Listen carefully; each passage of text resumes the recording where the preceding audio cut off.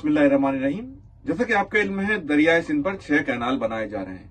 इस हवाले से सिंध के मुस्तकिल बाशिंदों में बेचैनी पाई जाती है।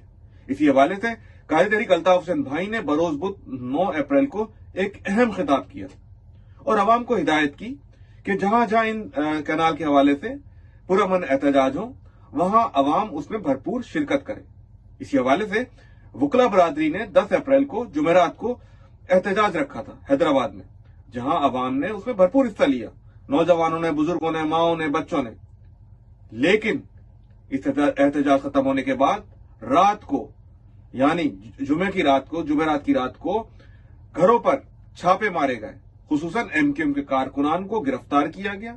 छापों का सिलसिला जारी है।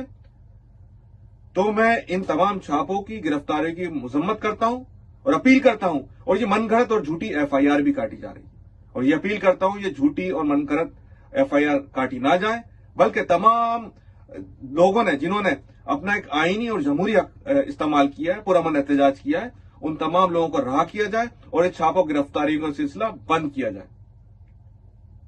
जी अल्ताफ, जी मसलूम, सदा जिए।